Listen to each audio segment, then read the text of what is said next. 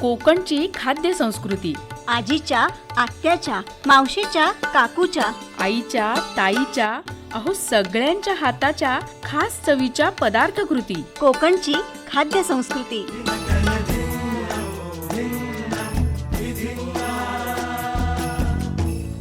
श्रोते हो नमस्कार. कोकणची खाद्य संस्कृती या कार्यक्रमात मी रेडिओ सखी पल्लवी गोडसे तुमचं मनापासून स्वागत करते. श्रोते हो, आपल्या कोकणची खाद्य संस्कृती चव आणि आरोग्याचा मेळ साधते. मसालेदार असून सुद्धा सौम्य असते, पौष्टिक असून सुद्धा हलकी असते, साधी असून सुद्धा उत्सवपूर्ण असते. ही कोकणी आत्म्याची पाककला अभिव्यक्ती आहे. परंपरेत रुजलेली आणि सादरीकरणात नाविन्यपूर्ण आणि चवीच्या असंख्य स्तरांनी युक्त अशी ही आपली खाद्य संस्कृती आहे. श्रोते हो, साहित्य तेच वापरून वैविध्यपूर्ण रेसिपी बनवणं, पदार्थ बनवणं म्हणजेच खऱ्या अर्थाने सुगरण असं म्हटलं पाहिजे. तर आजच्या कार्यक्रमातही आपण निरनिराळ्या रेसिपींचा आनंद घेणार आहोत आणि त्यासाठी आजही आपल्या स्टुडिओमध्ये आम्ही आमंत्रित केलंय आदिती भावे यांना. मॅडम नमस्कार. नमस्कार. आकाशवाणीच्या स्टुडिओमध्ये तुमचं मनापासून स्वागत आहे. धन्यवाद. खूप छान रेसिपी तुम्ही गेले 2 आठवडे आमच्या श्रोत्यांना सांगतच आहात. आजच्या एपिसोडमध्ये कुठला पदार्थ पहिला सांगताय? आपल्याकडे केळी आणि ह्याचं पण बऱ्यापैकी तसं उत्पादन होत असतं. हो हो, आणि घरामध्ये प्रत्येकाच्या एखादं केळीचं झाड असतं. अगदी अगदी परसावात एक झाड हवंच आणि मला वाटतं ते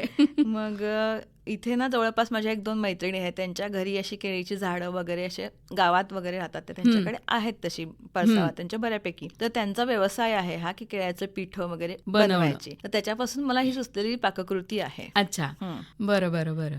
त्यामुळे थोडक्यात याला साहित्य काय लागतं तर केळ्यांचं पीठ हे मला वाटतं मेन साहित्य आहे. आणि काय लागतं? 2 वाटी केळीचं पीठ लागेल इकडे आपल्याला, 1 वाटी तूप लागेल, 1 वाटी किसलेला गुळ. अच्छा, म्हणजे आपण गुळ का घालतो तर डायबेटिक लोकांना सुद्धा म्हणजे जनरली साखर नको वगैरे असं म्हणतो म्हणून ऑप्शन. आणि खारीक पावडर 1 पाव वाटी, नंतर सुक्या खोबऱ्याचा किस अर्धी वाटी. अच्छा, ड्रायफ्रूट थोडेसे म्हणजे हेल्दी करायसाठी आपण, बरोबर. हे उपासाला पण चालतात आपल्याला. बरोबर. हो, जायफळ पूड 1 चमचा भर. असं हे साहित्य आहे. अच्छा, आता पहिल्यांदा आपण कृती बघूया आता याची. पहिल्यांदा कढईमध्ये खोबऱ्याचा किस छान भाजून घ्यायचा. बर.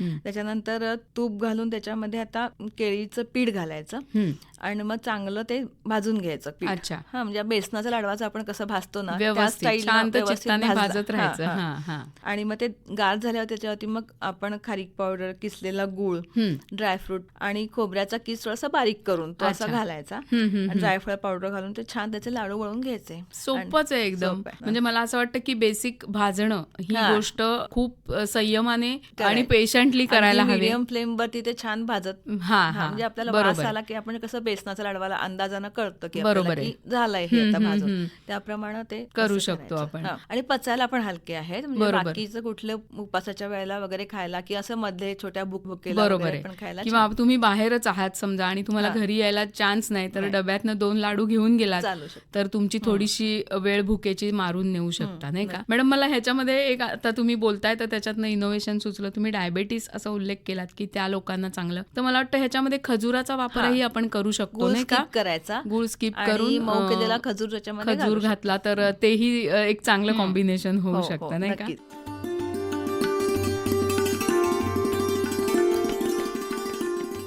यानंतरची रेसिपी कोणती आहे? आता आपण थोडीशी खमंग चटपटीत बघूया. बरं. मी स्वतः इनोव्हेट केलेली आहे रेसिपी. आणि फोडशीची भाजी आपल्याला मिळते ना आता पावसामध्ये, अच्छा, अशी त्याच्यापासून बनवलेली मी ही अशी चटपटीत वडी आहे.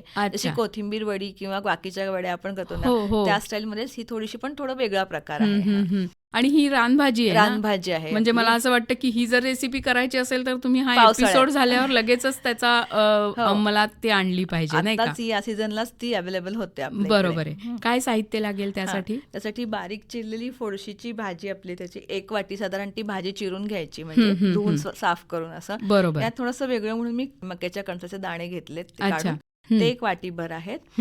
हरभरा डाळीचं पीठ अर्धी वाटी, हा. तांदूळाचं पीठ पाव वाटी. तांदूळ क्रिस्पीनेस थोडासा वाढतो ना, बरोबर, आणि बरोबर. डाळीनं खमंगपणा येतो म्हणून. बरोबर. आणि आलं लसूण पेस्ट 1 चमचा, ही तुम्ही स्किप पण करू शकता श्रावणात कोणी खात नसलात हम्म, तर. हम्म, हम्म. ओवा 1 चमचा पचायसाठी म्हणून आपल्याला चांगलं म्हणून. धने 2 चमचे घ्यायचे, तीळ हा. 2 चमचे, तिखट, मीठ आपल्याला गरजेनुसार. आणि तीळ आपल्याला का घालते मी, त्याला खमंगपणा यासाठी म्हणून. आणि बरोबर. तेल गरजेनुसार घ्यायचं आहे. बरोबर. आता कृती बघूया याची. हम्म. धने जरासे आपण अर्धवट वाटून घ्यायचे, म्हणजे अर्धे बोबडे करून खरंगटून घ्यायचे. हा हा जेणेकरून ते असे दाताखाली आले की छान लागतात हम्म, म्हणून. हम्म. बरोबर. आणि मक्याच्या कणसाचे दाणे ते मिक्सरवरनं काढून घ्यायचे, अच्छा. न वाफवताच काढून घ्यायचे आपल्याला. बरं, कारण कच्चेच. आपण नंतर ती वडी पूर्ण वाफवून घेणार आहे, बरोबर. शिजतील तेव्हा. हम्म. आणि मग त्याच्यामध्ये फोडशीची भाजी आपण चिरलेली आहे ती मक्याच्या त्या दाण्यांमध्ये घालायची. हा. आणि आता आलं लसूण पेस्ट, ओवा, तीळ, मीठ हे सगळं पहिल्यांदा एकत्र मिक्स करून घ्यायचं. ओके. आणि त्याच्यात थोडंसं मग तेल लावून घ्यायचं, म्हणजे असं छान ते तेलानं जरासं कच्चंच तेल घालायचं. बरोबर. वडी आपली खुसखुशीत होण्यासाठी मदत होते. जसं आपण गरम तेलाचं मोहन घालतो तसंच थोडस हे हा, होईल मला हा, वाटतं, नाही तसं का? पण कच्चंच हा. घालायचं, गरम हे नको. बरोबर. हम्म, आणि हम्म. आता हे सगळं असं मिक्स करून घेतलं की त्यात थोडंसं पाणी सुटेल. हम्म. मग त्याच्यात आपण हरभरा डाळीचं पीठ, तांदूळाचं पीठ हम्म. घालायचं आणि थोडंसं बाइंडिंगला आपल्याला अगदी कमीच पाणी लागतं. अच्छा. ते घालून आपण असं जसं गुंडळी करतो ना त्याच बरोबर, टाईपनं अशी रोल ती- करायचा हा, रोल. थोडक्यात. हा, हा. रोल करून घ्यायचा हा. आणि कुकरच्या डब्याला तेल लावून तो रोल त्याच्यामध्ये वाफवून घ्यायचा. ओके. एक 10 मिनिटं वाफवून घ्यायचा. मग गार झालं की शिटी नाही काढायची. नाही, शिट्टी शिवाय बरं. आपण नेहमी वाफवतो ना तसं हा, त्या हा, स्टाईलनं. हा. वाफवून घेतलं की 10 मिनिटांनं मग ते गार झाल्यावरती त्याचे कट वड्या करायच्या पाडायच्या. वड्या आणि मग त्या तळून घ्या किंवा तुम्ही शॅलो फ्राय करून घ्या. अरे वा. आणि सॉस बरोबर किंवा असं तुम्ही नुसतं छान खाऊ शकता. अरे वा वा. मला असं वाटतं की ही रेसिपी खूप छान का आहे, कारण रानभाज्या मिळतात त्याची आपण भाजी करतो हो. बऱ्याचदा. काय काय वेळेला मुलं भाजी खायला कटकट Exactly. करतात, त्यांच्या पोटात ह्याच्याने जाऊ शकते. आणि मला असं वाटतं की या रानभाज्यांचा उद्देशच हा आहे की या सीझनला त्या येतात आणि त्याच सीझनला त्या पचतातही. हो. आणि त्यानिमित्ताने त्याचे गुणधर्म आपल्या पोटात जातात. हम्म. कारण तुम्ही उद्या म्हणालात की एप्रिलमध्ये मला फोडशीचे वड्या करायच्यात, तर त्या होणार नाहीत, नाही. त्या आत्ताच होऊ शकतात, नाही का? बरोबर आहे. आणि मला असं वाटतं की आता हे तुम्ही फोडशीचं केलं, तशा इतरही रानभाज्यांचं ट्रायल ह्याला नक्कीच, घ्यायला काहीच नक्कीच. हरकत नाही, नाही हो, का? हो. की जे तुम्ही म्हणालात तसं मुलं खात नाहीयेत, तर त्यासाठी आणि मुलांचं सोडा, मोठ्यांना सुद्धा असंच काहीतरी चमचमीत दिलं हवं तर असतं. तेही पटकन खातात हे. बरोबर. मॅडम, खूप छान रेसिपी तुम्ही सांगताय, म्हणजे आताच्या सीझनला ज्या केल्या जाऊ शकतात अशा.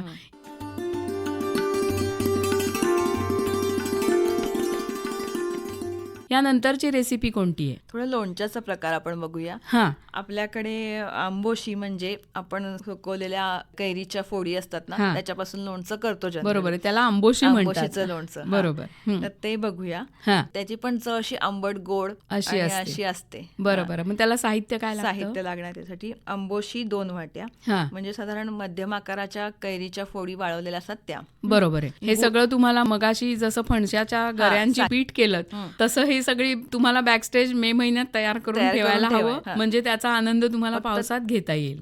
कैरीची साल काढून त्या फोडी त्याच्या वाळवून त्याच्यापासून आपण ते बरोबर. आंबोशी बनवतो तसं. बरोबर.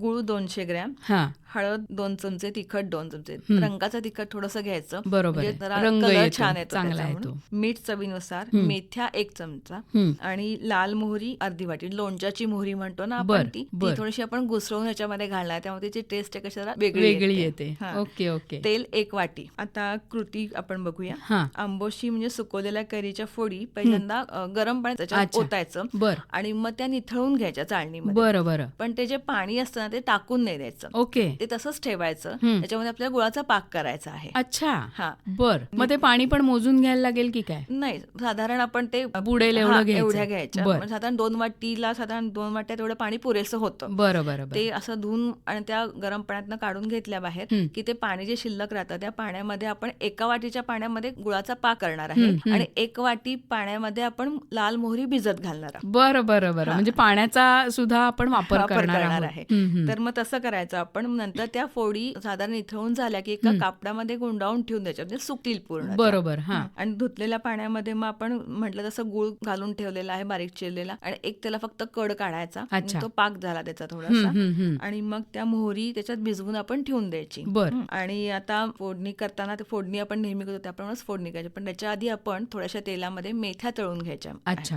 मेथ्या तळून घेतल्या की त्या बाजूला काढून घ्यायच्या आणि त्याच तेलामध्ये आपण आपली बाकीची रेग्युलर फोडणी करतो फोडणी तशी करायची. करायची. हम्म. आणि पण त्या मेथ्या गार झाल्या की त्या थोड्याशा वाटून घ्यायच्या आहेत. ओके. थोडासा त्याच्यामध्ये ना बाइंडिंगला ते उपयोग होतो बरं. त्या लोणच्याला, म्हणजे असं दाटपणा येतो ना बरं, लोणच्याला, बरं. तो मेथ्यांमुळे येतो. बरं, आणि बरं, ती चव बरं. पण एक थोडीशी वेगळी, तळल्यामुळे येते. वेगळी लागते. पावडर आपण मेथीची घालू शकतो, बरं. पण तळल्यामुळे चव त्याची जराशी छान खमंग अजून- लागते. बरोबर, म्हणून तशी घालायची. जसं हिंग पण आपण फोडणीत तळून घालतो ना, हो, ते हो. हिंगाची चव वाढते, नक्कीच वेगळी लागते. त्याप्रमाणे मेथीचं आहे ते. हम्म. मग आता त्या आपल्या आंबोशीच्या फोडी छान सुकलेल्या आहेत, म्हणजे फडक्यात आपण वाळवून घेतल्या, त्यामुळं बरोबर. त्याच्यावरती आपण आता ते आपण तळलेल्या मेथ्यांची पावडर बर. आणि मग मीठ असं घालून ठेवून द्यायचं. अच्छा. आणि मग फोडणी गार झाली की त्याच्यात ती फोडणी मिक्स करायची. बर. आणि आपण जी मोहरी भिजत ठेवलेली होती ना, लाल मोहरी लोणच्याची, ती वाटून घ्यायची, बर. ती त्याच्यात ऍड करायची आणि गुळाचा पाक हा. हे सगळं घालून छान मिक्स करायचं. आपलं लोणचं बनतं तयार. अजून एक प्रश्न तुम्हाला ह्याच्यामध्ये विचारते असा की जी मोहरी तुम्ही भिजत ठेवली ती साधारण किती वेळ ठेवायची असते? ती तास 2 तास बास झाली. अच्छा. हा. त्याच्यामध्ये मग ती अशी चढायला आपल्याला ते छान असं जे लोणचं नाकात जाणं हा जो काही आपण म्हणतो. बरोबर. मग ती लाल रंगाची जी प्रॉपर लोणच्याची मोहरी मिळते ना, तीच वापरा, म्हणजे अजून त्याची चव छान येईल. चांगली लागते, जी प्रॉपर तुम्हाला लोणच्यासाठी हवी असते. ह्या वा, मला असं वाटतं खूप छान आहे हे. थोडीशी मेहनत आहे, पण त्या मेहनतीनेच तो पदार्थ खूप चांगला आपण लागणार कैरीचं आहे. लोणचं खातो, आंब्याचं खातो, थोडासा हा एक मिरचीचं खातो, पण हे जरा असं वेगळी चव आणि जरा वेगळी चव आहे. आणि ते लोणचं आपण मे महिन्यात घालतो आणि मग मला वाटतं 1-2-4 महिने पुढे खात असतो. पण हे लोणचं तुम्ही ताजं बनवून खाऊ शकता, कधी 12 महिने खाऊ शकता. म्हणजे तुम्हाला नक्की. वाटलं की आता आपण आपल्याकडे फोडी आहेत, म्हणजे आंबोशीचं आहे, तर मग ते आपण कधीही बनवू शकतो. खरं खूप छान आहे. आणि पुन्हा म्हटलं असं की आपल्याच इथे बनणार आहे हे, की आंबा तर आपल्या कोकणचा राजाच आहे, त्यामुळे त्याचं वेगवेगळ्या पद्धतीने आपण पदार्थ करतच असतो त्या सीझनला. आणि स्टोअर करून पण आपण ठेवतो. एक्झॅक्टली. त्या व्यतिरिक्त जर आपल्याला करायचं असेल तर थोडीशी पुन्हा तेव्हा मेहनत घेऊन ठेवायची, की मला असं वाटतं की पुढे तुम्ही म्हणाला तसं वर्षभर आपण हे लोणचं कधीही करू शकतो आणि त्याचा आनंद घेऊ शकतो ताज्या लोणच्याचा. बरोबर आहे, नाही का? खूप छान आहे. मला आवडली ही रेसिपी एकदम तुमची.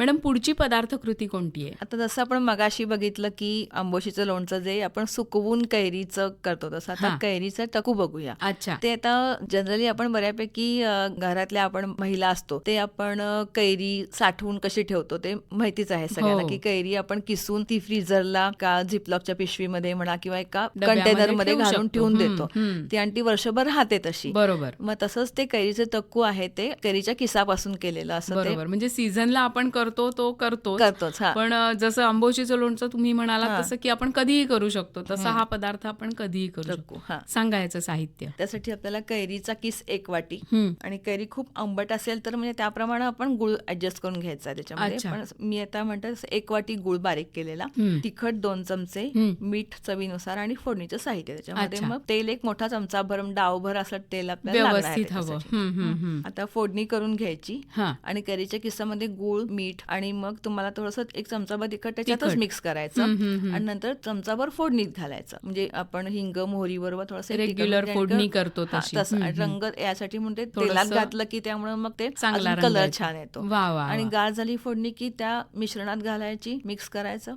एन्जॉय तयार. मला असं वाटतं की ही अगदीच साधी आणि सोपी रेसिपी आहे, झटपट होणारी. झटपट होणारी आहे. फक्त तुमच्याकडे कैरीचं स्टोरेज असेल तर तुम्ही पटकन कधी पाहुणे आले किंवा स्वतःलाही कधीतरी असं होतं की काहीतरी चमचमीत हवं, लावायला हवं तर पटकन होऊ शकते ही रेसिपी. मस्त एकदम.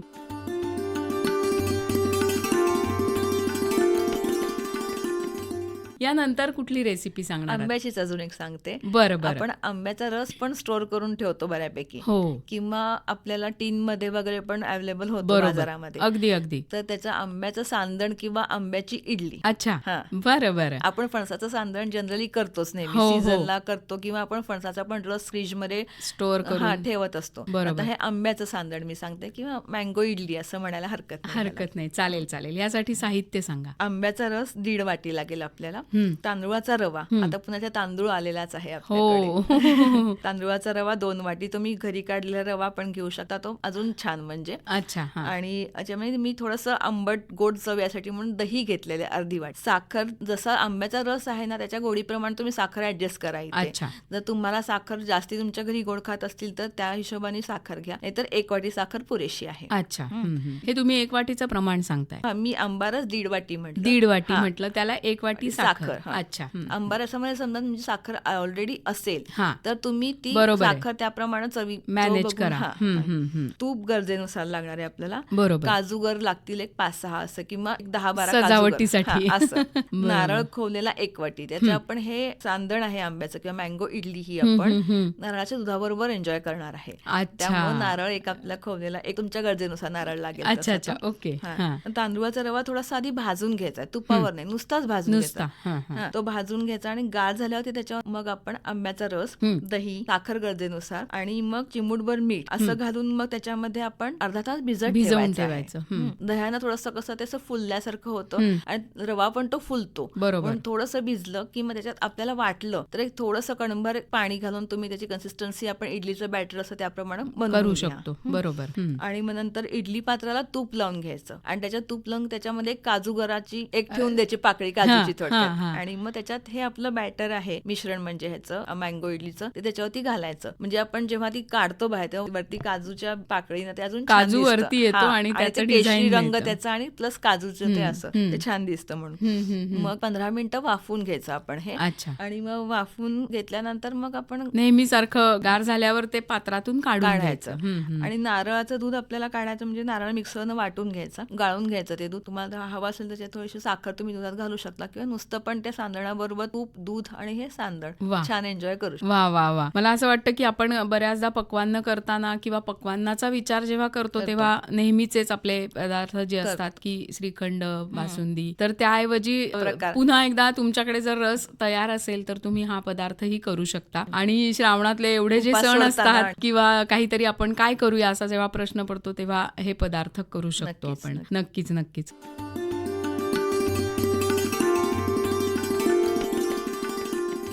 यानंतरची रेसिपी कोणती आहे? आता घावनाचेच एक प्रकार आहे, 7 अप्पी घावन, म्हणजे पारंपरिक आपली कोकणातली रेसिपी आहे ती.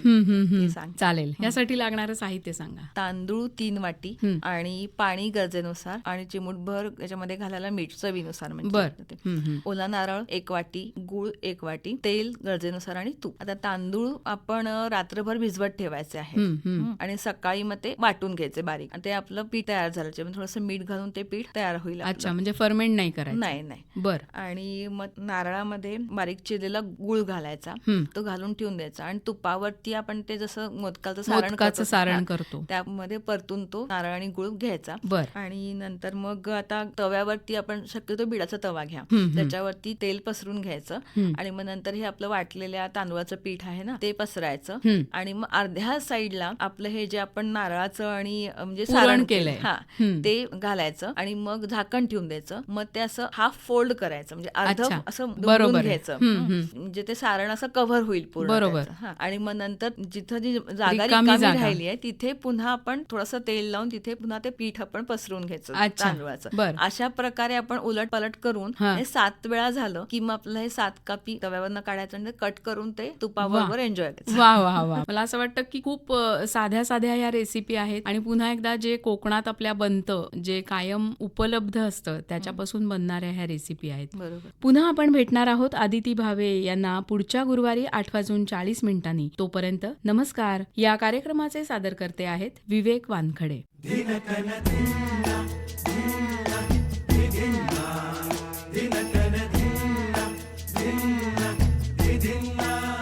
कोकणची खाद्य संस्कृती आजीच्या, आत्याच्या, मावशीच्या, काकूच्या, आईच्या, ताईच्या, अहो सगळ्यांच्या हाताच्या खास चवीच्या पदार्थ कृती. कोकणची खाद्य संस्कृती.